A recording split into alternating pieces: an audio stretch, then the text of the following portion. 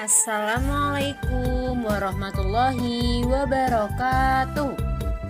Selamat pagi anak-anak. Bagaimana kabar kalian pagi? Untuk pertemuan kali ini kita akan belajar tema 4, hidup bersih dan sehat, subtema 1, hidup bersih dan sehat di rumah. Pembelajaran 3 dan 4. Saksikan ya video penjelasan kali ini.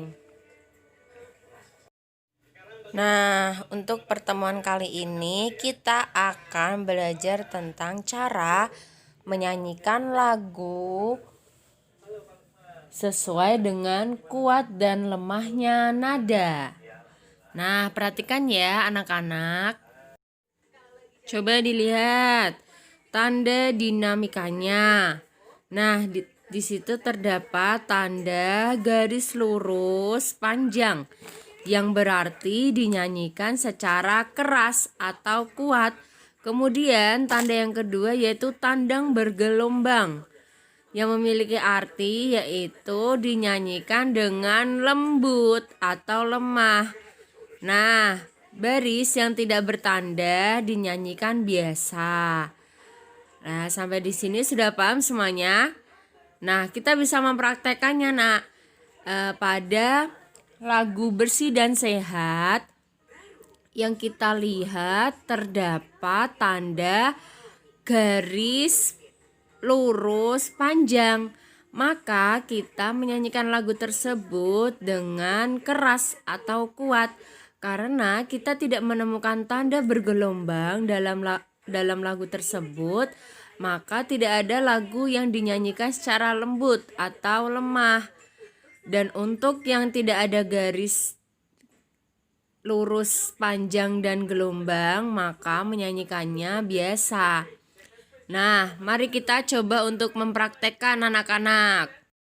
Jagalah lingkunganmu agar bersih selalu.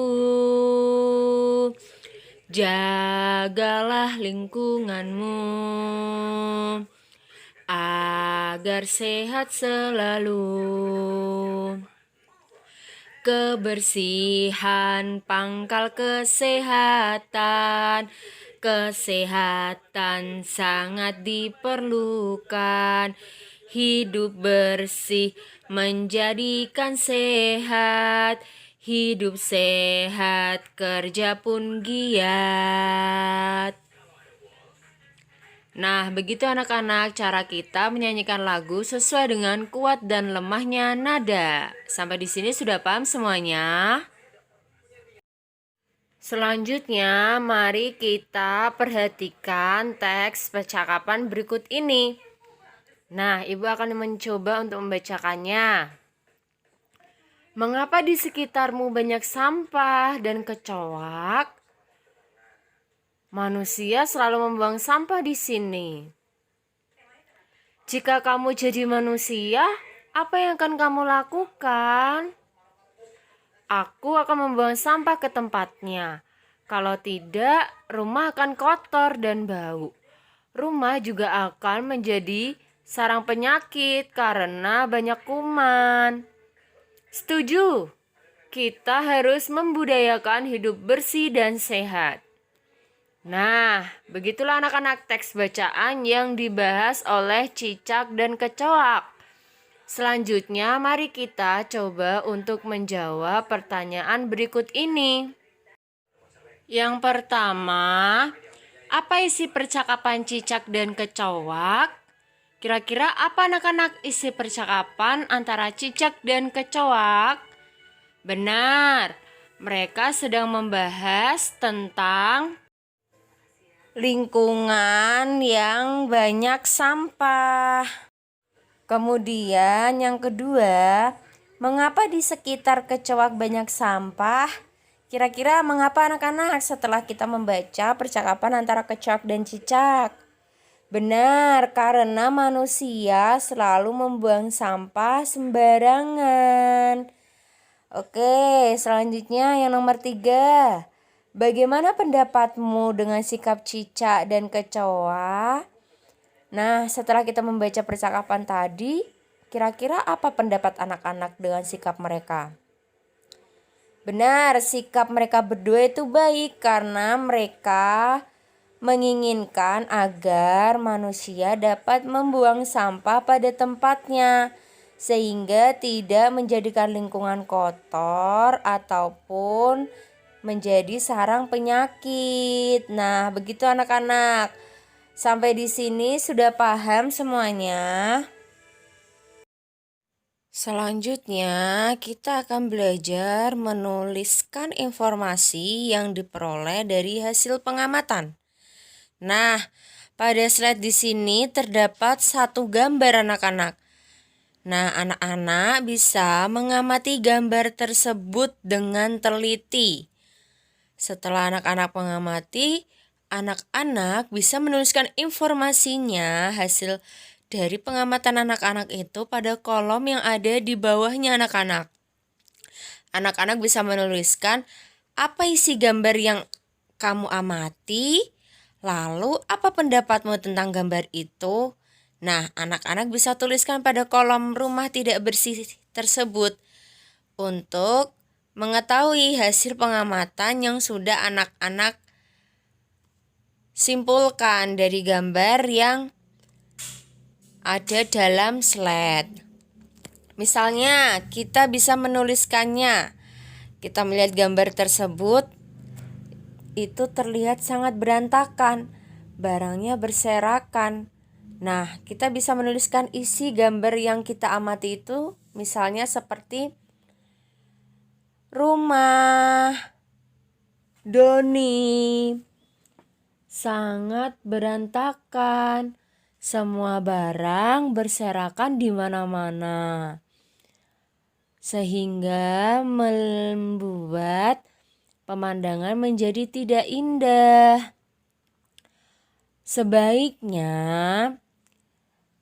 barang-barang tersebut bisa dirapikan dan diletakkan pada tempatnya sehingga lingkungan dan ruang tamu pun terlihat indah. Begitu misalnya. Oke anak-anak, sampai di sini sudah paham?